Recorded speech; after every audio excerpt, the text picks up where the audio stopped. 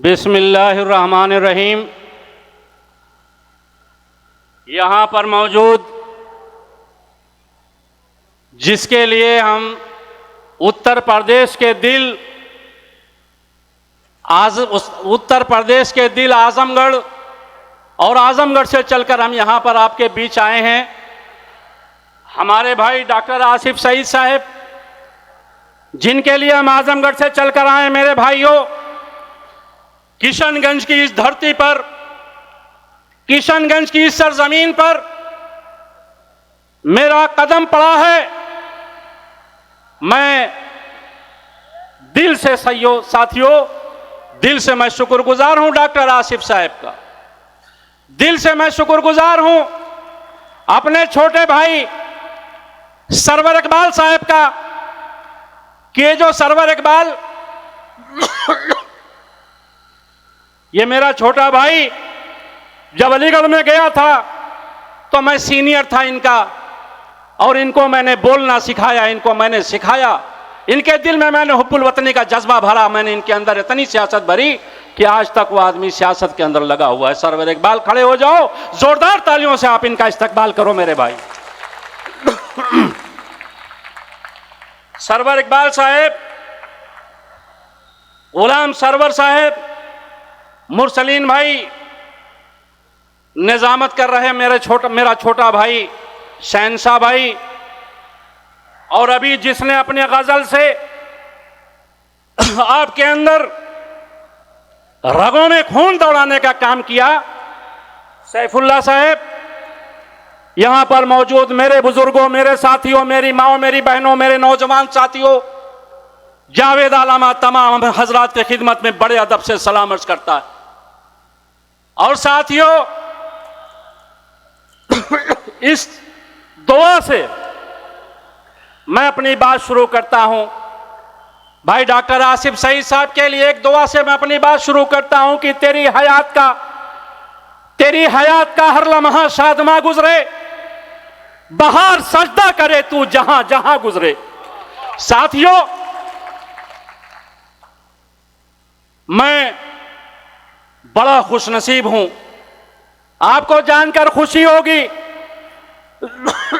मुझे बताते हुए खुशी हो रही है कि मैं उत्तर प्रदेश के उस जिले से आ रहा हूं, उस जिले से आया हूं जिसका नाम आजमगढ़ है।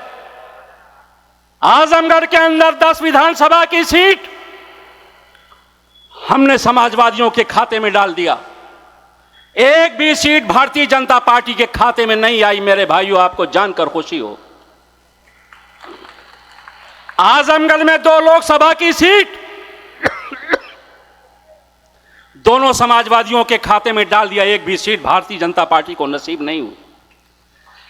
2 एमएलसी की सीट दोनों हमने समाजवादी के खाते में डाल दिया, भारतीय जनता पार्टी को नसीब नहीं हुई। हम चाहते हैं कि पूरे बिहार से भारतीय जनता पार्टी को उखाड़ कर फेंक दो मेरे भाई, उखाड़ कर फेंक दो। साथियों, यहां से शुरू करता हूं अपनी बात।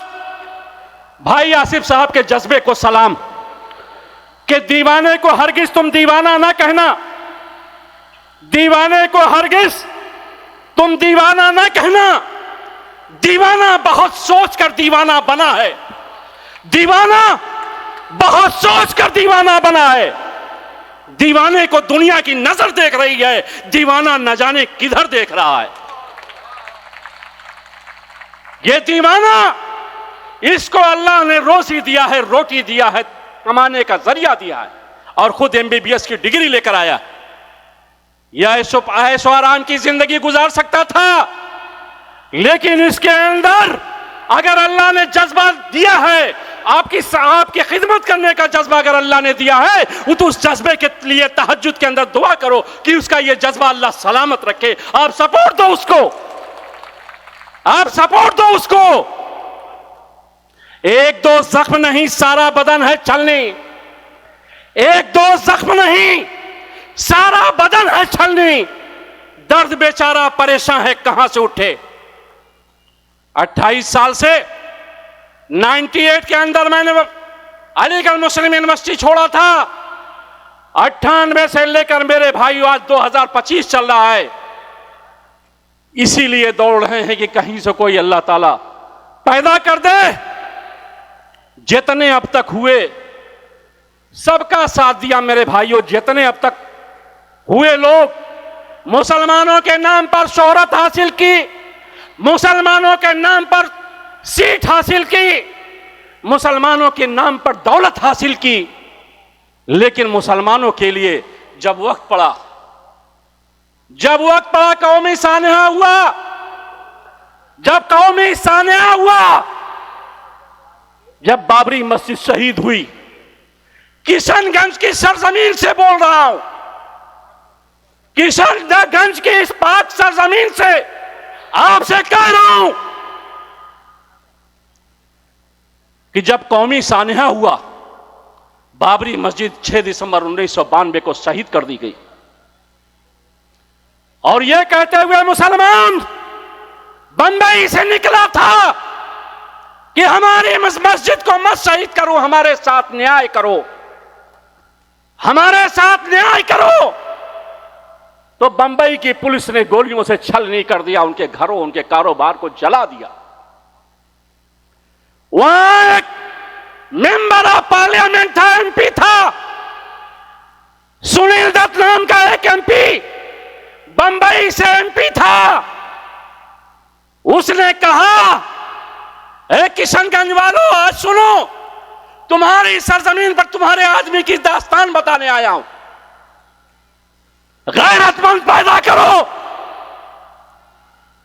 इस्लाम के नाम पर, मुसलमान के नाम पर, गैरत के नाम पर एक गैरतमंद पैदा करो, बुज़दिल और हिजड़े मत पैदा करो। किशनगंज वालों, आपसे यही कहने आया हूं, जमीन पर तुम्हारे आदमी की दास्तान बताने आया हूं, गैरतमंद पैदा करो, इस्लाम के नाम पर, मुसलमान के नाम पर, गैरत के नाम पर एक गैरतमंद पैदा करो, बुज़दिल और हिजड़े मत पैदा करो। किशनगंज वालों, आपसे यही कहने आया हूं कि बाबरी मस्जिद के साने पर मुसलमान मारा जा रहा था। मुसलमानों ने कहा, सुनील जी, हमारी बच्चे को हमारे सामने रेप किया जा रहा है, हमारी बच्ची को मारा जा रहा है, रेप किया जा रहा है, हमारे नौजवान को, हमारे बेटे को हमारी आंख के सामने गोलियों से छलनी किया जा रहा है, हम पुलिस खड़ी तमाशाई है, हमारी मदद करो सुनील जी, हमारी मदद करो सुनील जी। सुनील दत्त ने कहा कि मेरे कान में जैसे कोई शीशा पिघला के डाल रहा है, मैं मुसलमानों की हिफाजत नहीं कर सकता। उस वक्त के चीफ मिनिस्टर सुधाकर राव नाइक से लेकर, वहां के गवर्नर से लेकर, राष्ट्रपति से लेकर, सबसे उसने फरियाद किया कि इस मुसलमानों के कत्लेआम को रोको, लेकिन किसी ने नहीं सुनी मेरे भाइयों। सुनील दत्त ने यह कहते हुए इस्तीफा दे दिया कि मैं अपने क्षेत्र के लोगों की, मुसलमान भाइयों की इज्जत नहीं बचा सकता, तो मुझको एमपी बने रहने का कोई हक नहीं है। उसने यह कहते हुए मेरे भाइयों इस्तीफा दे दिया। हम लोग अलीगढ़ मुस्लिम यूनिवर्सिटी के स्टूडेंट थे, उस वक्त तालिब इल्म थे। 1992 में हम लोग अपने तालिब इल्मों को, अपने नेताओं को यूनियन के लेकर गए। 20 मुसलमान लड़के अलीगढ़ मुस्लिम यूनिवर्सिटी से निकले। हम लोगों ने कहा 54 मुसलमान सांसद हैं। कितने? 54 मुसलमान सांसद हैं। अगर तुम लोग इस्तीफा देकर नहीं निकलोगे तो सुनील दत्त अकेला रह जाएगा, उसके ऊपर जुल्म होगा, ज्यादती होगी, उसके साथ नाइंसाफी होगी। साथियों, 54 सांसदों में आपका भी एक सांसद था, आपने जिताकर भेजा था, जिसका नाम था सैयद शहाबुद्दीन। उसके घर पर जब हम गए, हमारा दोस्त जनरल सेक्रेटरी स्टूडेंट यूनियन का सैयद अबरार अहमद चीकू, हम लोग 2-2 लड़के होकर सबके सांसदों के घर पर गए। आपके जीते हुए सांसद सैयद शहाबुद्दीन ने हमारे दोस्त का कॉलर पकड़कर धक्के दे दिया, कहा साले हमसे तुम इस्तीफा मांगने आए हो। 54 सांसदों में से एक भी सांसद सुनील दत्त का साथ नहीं दिया। सारे मुसलमान सांसदों ने मुसलमान के इस कौनी सामने पर, मुसलमानों के इस दर्द पर, बाबरी मस्जिद की शहादत पर एक भी मुसलमान इस्तीफा देकर नहीं निकला, जिसमें आपके क्षेत्र से बड़ी इज्जत शोहरत हासिल कर रहा है, जिसका नाम असदुद्दीन ओवैसी है। इसके बाप सलाहुद्दीन ओवैसी के पास भी हम गए थे, उसके घर पर हमने कहा सुल्तान सलाहुद्दीन ओवैसी साहब आप भी इस्तीफा दे दो, सुनील दत्त की इज्जत बचाओ, सुनील दत्त का मान सम्मान बचाओ, मुझे एक हिंदू भाई हमारा अकेला ना रह जाए, उसके साथ जुल्म का पहाड़ तोड़ दिया जाएगा। सैयद सलाहुद्दीन ओवैसी ने भी इस्तीफा देने से इनकार कर दिया। मेरे साथियों, हम लोग खामोश बैठे रहे, अल्लाह से दुआ करते रहे कि कोई मुसलमानों का मसीहा भेज अल्लाह। आज 28 साल के बाद आपका एक बच्चा निकला है, आपका एक बच्चा निकला है। अगर इसको आपने शोहरत दिया, ताकत दिया, तो इंशाअल्लाह आपके जख्मों के ऊपर मरहम लगाने का जरूर काम करेगा। मुझे ऐसी उम्मीद है कि आपके जख्मों पर वह किशनगंज की सरजमीन, वह किशनगंज की धरती, आपने तो मुसलमानों के नाम पर आपने उनको भी इज्जत दिया था। जो क्या नाम है यार उनको, जो बहुत पढ़े लिखे आदमी थे, क्या नाम था? नहीं, जिनका बेटा वो विधायक है, क्या नाम था उनका? मौलाना इसरारुल हक साहब को भी आपने इज्जत बख्शी थी। मैं सुना हूं कि उनका भी बेटा विधायक है, लेकिन आपके किसी काम का नहीं है। मैंने सुना है आपने उनको भी इज्जत बख्शी थी, लेकिन उनका बेटा आपके सामने विधायक बनकर, लेकिन आपके किसी जख्म पर मरहम लगाने का काम नहीं कर रहा है। ये तो एजुकेशनिस्ट थे, पढ़े लिखे आदमी थे, लेकिन कोई स्कूल, कोई कॉलेज, कोई यूनिवर्सिटी अगर दिया हो इसरारुल हक साहब ने तो मुझे बताएं आप। इसलिए बहुत कुछ ना कहते हुए बस डॉक्टर आसिफ साहब, इनकी वफादारी को मैं सलाम करता हूं, इनकी तरबियत को मैं सलाम करता हूं, इनकी परवरिश को मैं सलाम करता हूं कि इसने ताकत के नशे में और पैसे के नशे में दावेदारी नहीं ठोकी है। अभी आज आपको बुलाकर आपसे परमिशन लेने के लिए कहा कि हम चुनाव में लड़ें कि ना लड़ें, चुनाव में उतरें कि ना उतरें।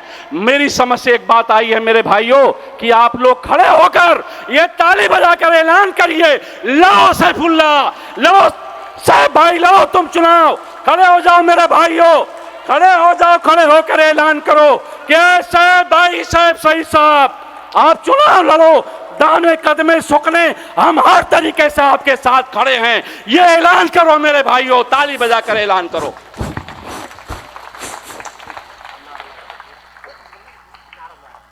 आवाज दो, आवाज दो, आवाज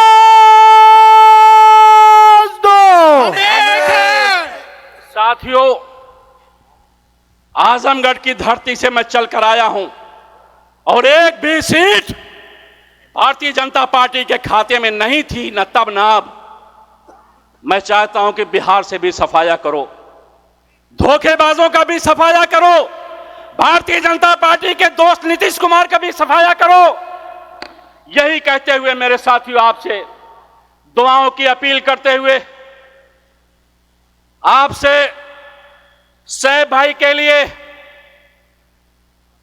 आसिफ भाई के लिए दुआओं की अपील करते हुए, दुआओं की दरखास्त करते हुए, आपसे सहयोग की अपील करते हुए, साहब इनके साथ कदम से कदम मिलाकर चलो, इसके लिए अपील करते हुए मैं आपसे विदा लेना चाहता हूं। मेरे दोस्त, मेरे साथियों, मैं आपसे इस शेर के साथ अपनी बात खत्म करना चाहता हूं। अगर आपने मौका दिया, अगर आपने आसिफ भाई आसिफ सईद को मौका दिया चुनाव लड़ने का, तो इंशाअल्लाह इस सरजमीन पर मैं फिर आऊंगा, आपके बीच आऊंगा, आपके बीच रहूंगा, ये वादा करके जाता हूं।